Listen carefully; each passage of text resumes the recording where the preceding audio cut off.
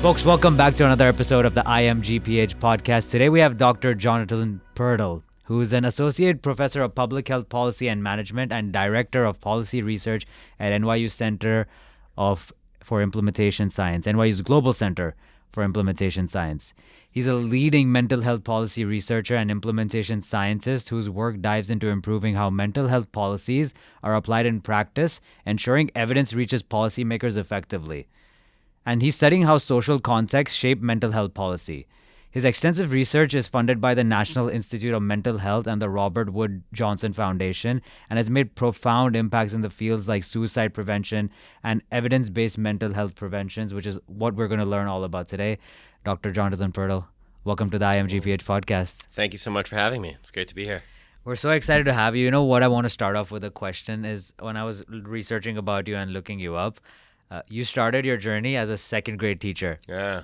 And I'm so curious, what are the similarities and differences between a second grader and an NYU student? Oh, man, that's a great question. Well, I guess the main difference was the second graders were there whether they liked it or not, right? And here at GPH, people are here because they wanna be here. But in my role as it relates to both those populations, or as it did, I mean, I was in a position with a responsibility and really a desire to teach and educate.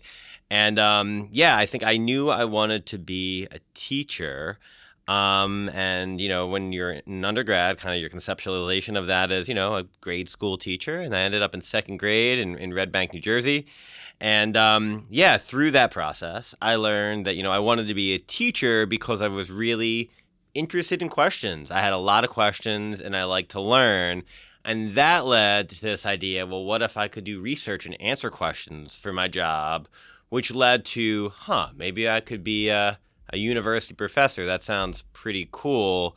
And my journey started there from that second grade experience. So I'm still a teacher of a very, very different type and had kind of a sinuous journey towards here. But it all started in that second grade classroom, and very concretely, in that second grade classroom, using the internet after everybody had left and Googling grad school programs in sociology and starting my application process and kind of my academic journey, literally there in that classroom after hours, looking to graduate programs. What I don't know if people know this about you or it's even stated anywhere, but you had your own blog and you were a journalist and a writer for a period of time.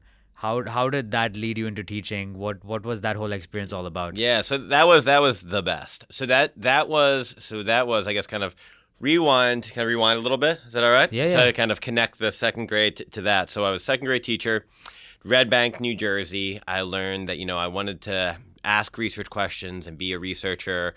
And that experience, actually teaching second grade at a charter school, led me to sociology. So I don't know if folks are knowledgeable. Red Bank, New Jersey is a small town/city in central Jersey in Monmouth County. And it is a highly racially, ethnically, and economically segregated city. And literally the tracks run through the middle, and that segregates it, and that splits it. So I was a second grade teacher at a charter school, and the thing with charter schools it's lottery based, right? It didn't matter which side of the tracks that you lived on. So I had second graders from both sides of the track in my classroom, and I was very struck by the extent to which kind of their life circumstances and their position on the socioeconomic ladder were really affecting them already. And it really kind of broke my heart in many ways, and it made me want to understand these structural factors and ultimately change them. All of that led to me getting a master's degree in sociology at the University of Amsterdam in the Netherlands, because that sounded cool, and it was cool. And then I moved back to Philadelphia, where I'm from. I had never heard of public health, really. And my mom found a job posting to work as a policy analyst at the Drexel University School of Public Health. And that was the start of my public health journey, working as research staff. I learned there that, great, I can get my master's here while I work. I can get my doctorate here while I work. So I did those things. And in that course, we had a dean at Drexel University at the time, Dr. Marla Gold, bless her, because she kind of really put me on this trajectory.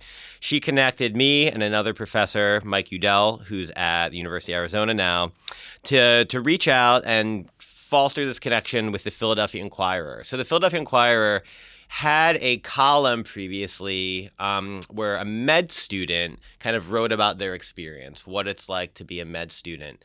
And Dr. Gold had this great idea. It's like, well, what about us? We're in health too. What about public health? Why don't we have a column about what it's like to be an MPH student? And that turned out to not be as interesting, right? There aren't cadavers. There wasn't enough there. But Mike Udell and I, again, Professor Udell, we were able to pitch and successfully start a public health blog called The Public's Health. And this was like early in kind of the newspaper blog space. There was kind of this weird area where, newspapers were getting more and more into online content. And they realized like, we can get folks with some expertise to write for us for pretty much free and produce content, but it's mutually beneficial. We're giving them a platform and they're producing content for us. So we started The Public's Health, and for about 3 years, I wrote about one piece a week. These pieces between 500 and 1,000 words, and it was a blank slate to conceptualize a new one each week, do the research, write the piece. And it was a ton of work, so I was doing this while I was working full-time, getting my doctorate, and then this. But it really kind of honed my muscles in being, a really efficient and strong writer. I had an amazing editor there named Don Zapatkin, who was just like an old school newspaper editor and giving the best, sharpest, most constructive feedback you could imagine, and really built my writing muscle, and also kind of this muscle for conceptualizing an idea as you do in a research project, something you're curious about, doing a bit of research and kind of writing up these pieces, all of which at their core were kind of based in evidence, based in science more so than opinion, and having this platform to talk about public health issues, for the city of Philadelphia. And it was really, really transformative to me in a lot of ways in terms of skill building, about writing, and also just, having a platform to elevate pressing public health issues for the public. So a tremendous experience. I mean, one can ask you about that. That could be an entire podcast episode. Sure. Another podcast episode would be on how do you even manage your time doing all of these things. Yeah. I don't really remember. It all got done somehow. I think it was, I think one thing I learned through that process of having kind of these 3 jobs of working,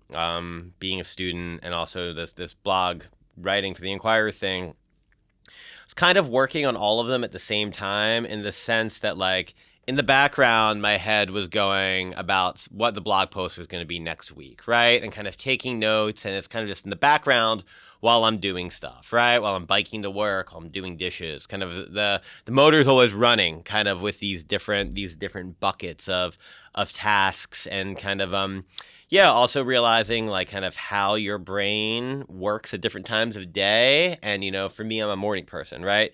So trying to the best I could with my schedule, like block out mornings for writing, because that's when my brain is the sharpest. And for stuff that I still kind of think of as like admin stuff that requires effort, it requires time, but don't have to be as sharp, kind of saving that for later in the evening or times where I know I'm not working as well. Was a big thing, but it was tough for a while. That was too much. Sometimes it is too much, and that was too much for a bit. When I started my faculty position at Drexel University in 2014, in a tenure track position, in an academic positions, what you got to do. You got to write academic articles. You need to get grants. At that point, I decided it was my best interest to cut down on the newspaper thing and really focus more narrowly on my own personal research and teaching trajectories. How did that lead you into the world of mental health? Yeah, so mental health has kind of always been an interest of mine. So my undergraduate degree was in psychology. I knew I was interested in mental health in some capacity. At some point, I decided I didn't want to be a therapist per se, that I was more interested in kind of big picture structural stuff.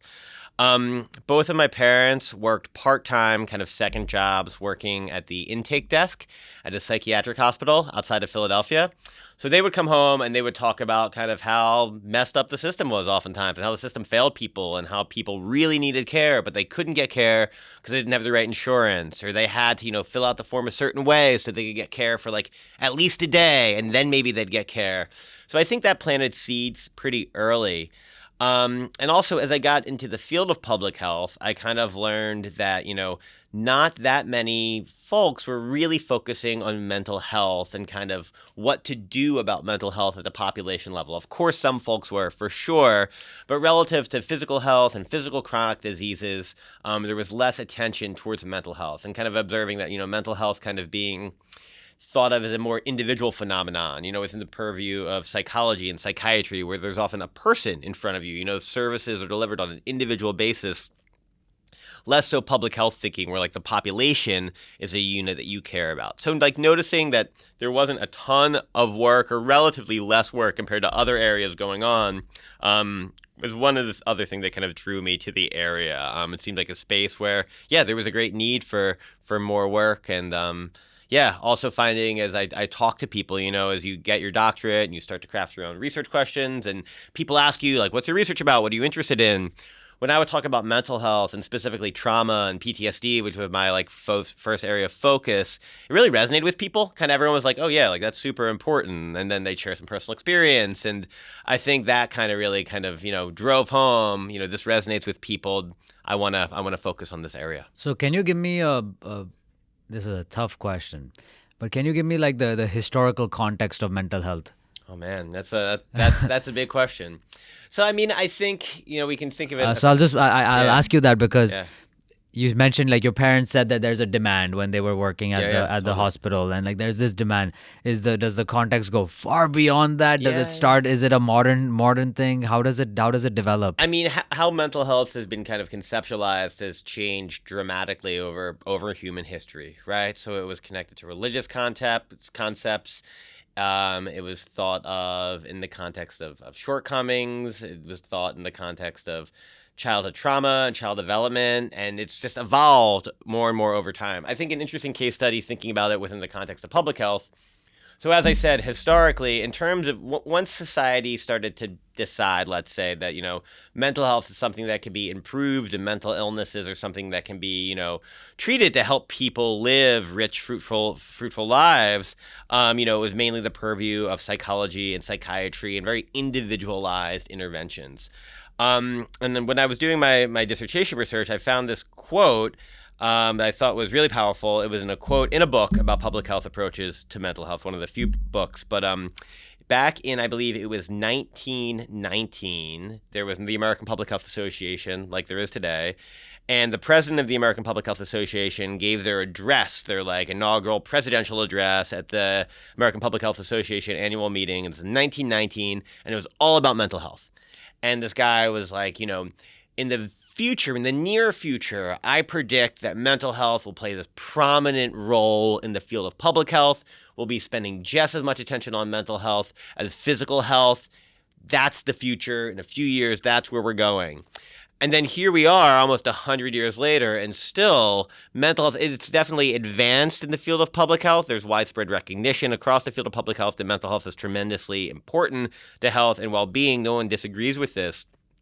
But in terms of thinking about what we do to improve mental health and prevent mental illnesses, it still is kind of dominated by more individual level interventions and thinking as opposed to population-based thinking. So things have improved and changed over time, but not as much as the president of the American Public Health Association thought back in 1919.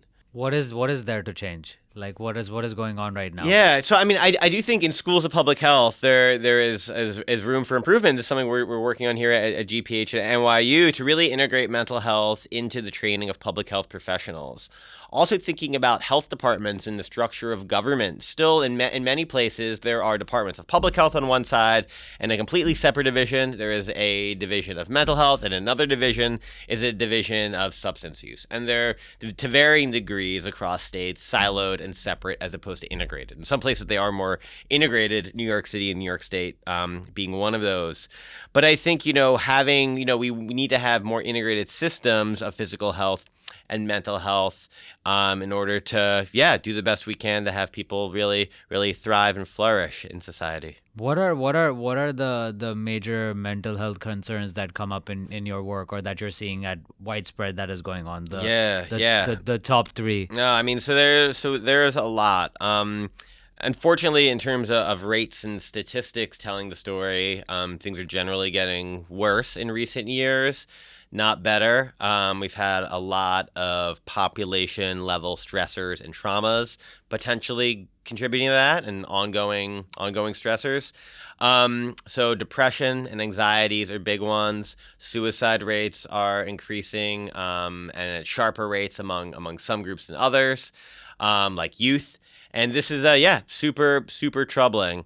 On if there is a bright side in terms of kind of a counter trend, I do think, stigma towards mental illness seems to be getting slightly less over time. And I think especially among younger generations, there's more willingness to talk about mental health issues and less stigma. It's not to say it's still not there and very present, but I like to think that's improving a bit. So that's a long answer. Short answer: depression, anxiety, suicide rates are not going the direction we hope to see them going. You have done a lot of work with suicide prevention.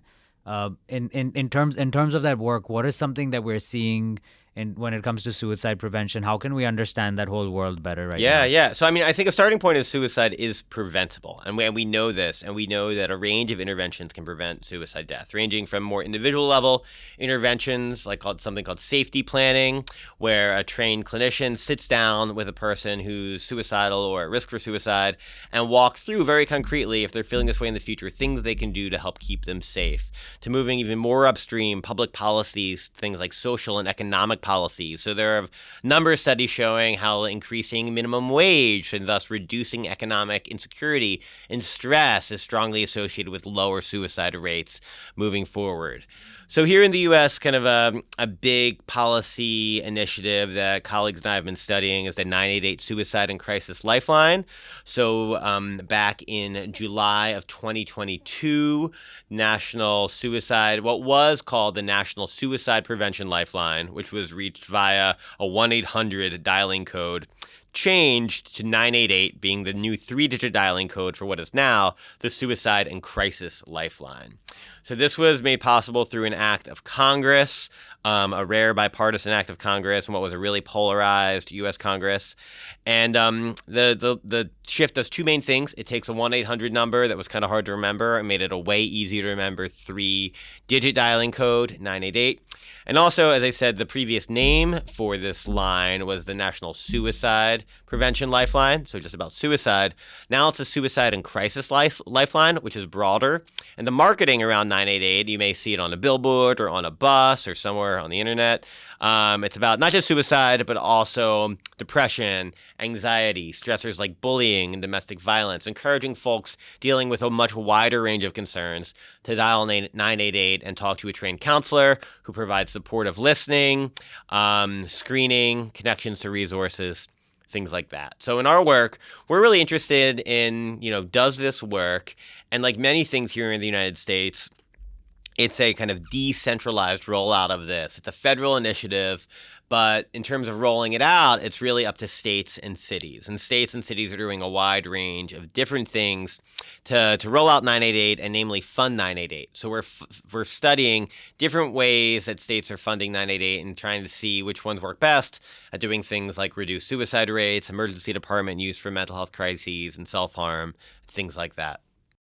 I had no idea about this whole change and rebranding of it. How long has it been going on for? So July of 2022. Okay, so it's fairly recent, actually. Have you heard of 988 before I mentioned it? No. So that's meaningful in and of itself. So some of our work, we're studying, what is awareness of 988 across different groups, and if you have heard of it, what do you think of it? Do you trust it? Is it something that you would reach out to if you were a loved one were struggling? Because that communications piece, that getting the word out, kind of cultivating demand for the service is a big part of whether or not it's going to be successful at the population level. It seems like it's awfully connected to mental health. So similar. There's all the connections. Like if it's broader, that means a family member can also go address it. Hence the crisis aspect of things. Absolutely. So it seems like they're both interconnected, and hence that's where your work comes from. Yes, absolutely. What are some common themes that we see in the world of suicide prevention that come up? Yeah, that's a great question. So there have been suicide prevention interventions for a long time here in the U.S. Back since the 1950s, there were suicide crisis lines and prevention lines, the first one starting in the 50s in Los Angeles. So more recently, we've really been thinking about, we being the United States, and in states and localities have been doing this to different degrees for a while, but really thinking about like a continuum of what we call crisis care, right? And we can think of there being three main pillars to crisis care. One we can think of as someone to talk to, and that's where these crisis lines come in. Another one is someone to respond. And here we have something called mobile crisis response teams. So often these are alternatives to the police, right? So historically, if a loved one was thought to be suicidal or struggling or having a mental health crisis, somebody was called 911, the police come, right?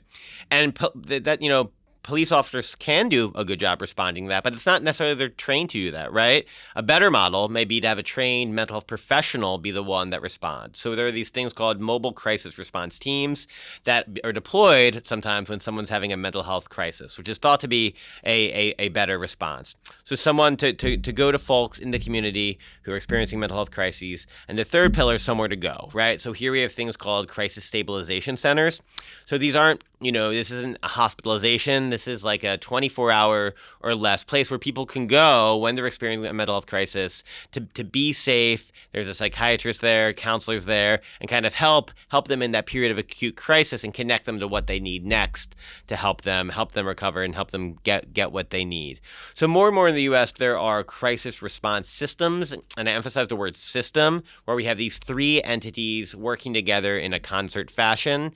Pre-988, of course, these systems existed in some places, but often they were more fragmented. It was a more piecemeal system in getting people with acute mental health issues to the services and resources that they need. So 988 it's a new 3-digit dialing code, but it has also kind of served as an impetus or spark for states and city governments to kind of get more serious about what their crisis system looks like. And, a lot of states have hired kind of like a new crisis system coordinator, like that's someone's job at the state level now. And 3 years ago, like that position didn't exist. So I think that's a really good thing to creating these like real, true systems that help serve people in crisis contexts. There's a lot of systemic changes that are happening, it seems. And it seems like you're at the forefront of this work as well. What are students that are at GPH or even outside of GPH doing in this world? Like, where's the opportunity come for people like them that have that same inclination that you do? Totally. So I'll give some examples. So we have this project focused on 988 and financing funded by the National Institute of Mental Health right now. And there are a few different aspects to this project, and students are getting involved with all of these aspects. So so I mentioned, about financing. We're studying how different states are financing 988 implementation.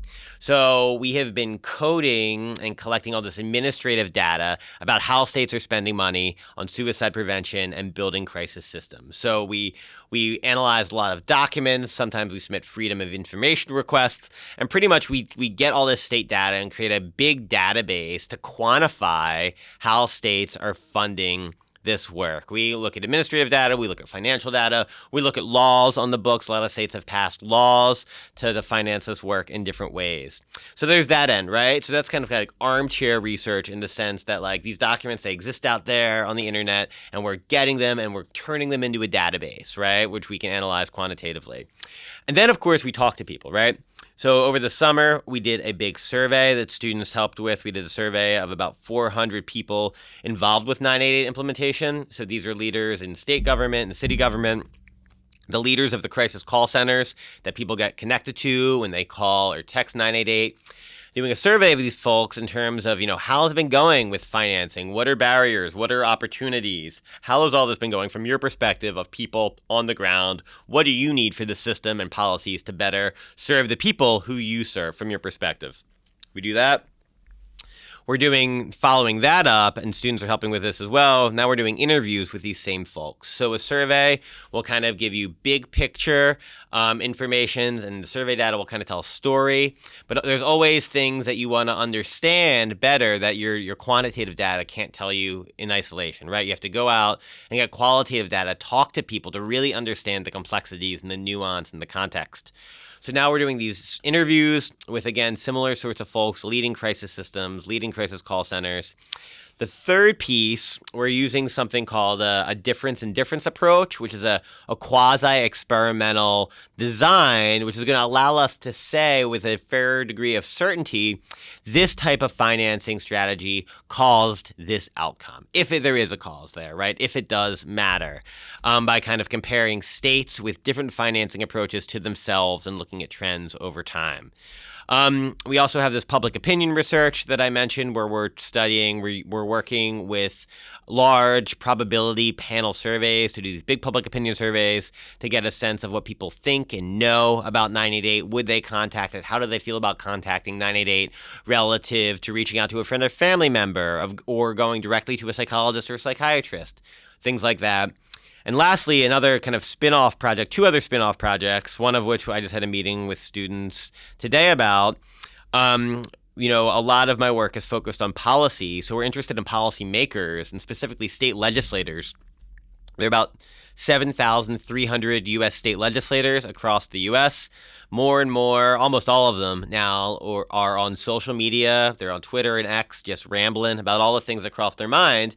And that can be really interesting to get a kind of a glimpse about how they're thinking about different issues. So we're doing this big analysis of all U.S. state legislator tweets about suicide in related terms to get a sense of how are they thinking about this issue, how are they thinking about addressing this issue as a policymaker. And last side project I'll mention that students are helping with, a huge part of 988 and crisis systems is workforce, right? You need people to be working in these systems. Historically, these folks have been volunteers or have been really underpaid. And that has been a huge problem to getting good, strong workforce. It's really emotionally exhausting work. Often it's bad hours, and often the pay has not been great either. So this is something that's come out anecdotally. What we're doing as researchers, we want to look at this systematically. So we're doing this analysis of all open job positions at 988 centers across the U.S. and pulling out information about the pay rates, the benefits, the hours to kind of show what are people getting paid for this work. And I think we're going to find it's much lower than most people think that people in these positions could be making. And we hope to use this evidence to drive policy change. So that was a lot, but we always have a lot of different projects going on, and students work in different bits of all of this. I mean, it's like you have described 8 or 9 job descriptions and opportunities that exist right now. And it just shows that there is endless opportunities based on what someone is looking for in this world. Yeah, absolutely. I'm curious. There's something that was very interesting to me when looking you up.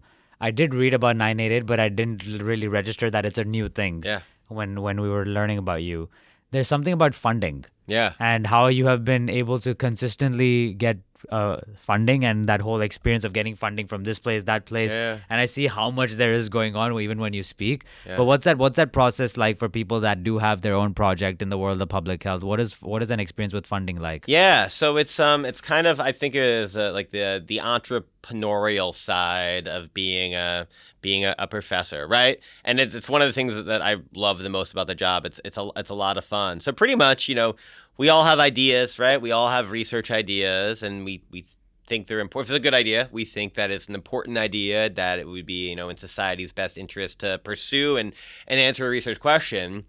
And then it's two main things about getting funding. One is how are you going to convince other people of that and convince them that this is really an important research question that we should answer as a society. It's not something just one person's their pet interest. I think it's interesting. So what?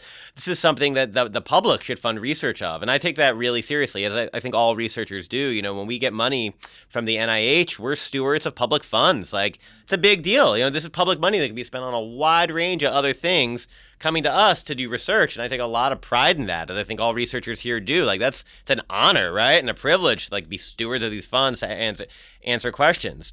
But anyway, that's a slight tangent. So the way it works is, you have a research idea, and the coolest thing I think is, anybody, if you're an academic institution in a faculty position, you can submit any idea to NIH, right? You have to submit it in the right way. You have to follow all the administrative procedures, but there's no limit on the number of grants you can submit, right? And it's not like we're submitting a ton of grants. But, you have so much freedom in crafting a research question and then a research methodology. How are you going to go about doing research that will enable you to actually answer this question? And you write it down, right? You write a research proposal that's 12 pages, and so you're working within a lot of constraints. And those constraints are kind of fun to work within for me to convey what you're going to do, how you're going to do it as rigorously as possible, how you convince the reviewers that this is an important question worth asking. How does your question align with the institute that's going to fund your work? So in my case, National Institute of Mental Health. And it's, you're competing with other researchers. All these grants get put in, and a small percent of them, 10-15% of them will get funded. So there is like kind of this competitive entrepreneurial element to it, which to me I find enjoyable. So that's part of it, and kind of how it works. Then when you get it, you're elated, and then you get to do the work and bring along, colleagues and students for that ride, which is a lot of fun. And those moments of discovery when you finally, when you get the data and you analyze it and you write the paper where you learn, like that's just the last bit of what was normally a really long process of having an idea and writing it on a napkin, to building your team, to writing the grant, waiting, getting the grant, getting the data, analyzing the data. It's a long but rewarding process. How can someone, you have that entrepreneurial side to you. How would you teach that to someone else? So you have this niche you're in, and it's an amazing opportunity to get access to even public funds, and that means it's an important issue. How can someone else also convey that importance to? So, I think, it's not for everybody, but I think it's for pretty much everybody who pursues an MPH, right? People who pursue MPHs are passionate about public health issues, right? And issues of societal import. Otherwise, they wouldn't be pursuing an MPH, right? And I think it is learning how to kind of communicate like this, your inherent passion for something at a very individual level, something that you care a lot about. One thing that you learn through training in a public health and in doctoral training is, how you just take that passion and turn it into answerable research questions and the methodologies you would use to answer those research questions. But it all starts kind of like inside the person, right? And that's what makes it fun and feels like a fun activity as opposed to a drag, because, at the end of the day, like, I'm super passionate about these things. And I think most people who pursue degrees in public health are passionate about public health issues, and that's why they're here. So I think one of the great things about schools of public health and GPH is kind of learning kind of the research tools that can help marry that individual just like passion for issues with research expertise to pursue a career as a researcher if that's what you're into. That's awesome to hear. It applies to starting from where when you even did the blog or teaching in second grade. It shows all the tenacity you have developed to this day right now. You're doing amazing work in a field that there's really a heavy requirement, even from when you started as well. There's always a requirement, especially right now. What can people do to help? And even whether they are involved, whether they're not involved, what would you tell people out there? This is what you can do to help. That's a really good question. And I think, in terms of mental health, it's kind of tacky, but what comes to mind is stay human, right? Wow. Human connection is key. Any pretty much every intervention involves human connection, supportive listening. And it's easy, especially living in a big city, right? It's easy to forget, we're all humans here. We're all made of the same stuff at our core. And just being a good human out there, especially to people, in your networks and in your community, and just being there for people. Tacky as it sounds, that is my advice, right? And it's easy to get lost in that and forget that. Even me, I'm immersed in this stuff. But that's key. Be a supportive, empathetic person to the people around you. And I know, more people than you think probably are struggling and dealing with some stuff, and just know that as you move through the world, can open up, I think, eyes towards empathy. What a lovely answer. And it's true. It's hard to practice with others and even with yourself from time to time. Totally. So allowing that conversation to happen is step one, because if we're nice to everyone around us, it becomes nice to ourselves, and a rising tide floats all ships, as they say. Thank you so much, Dr. Purtle. Thank you so much. This is fun. Thank you for having me. That's Dr. Jonathan Purtle, everyone. We'll put all this stuff in the description. And if you come to GPH and you see him, always say hi. Please do. Take care, everyone. We'll see you in the next episode.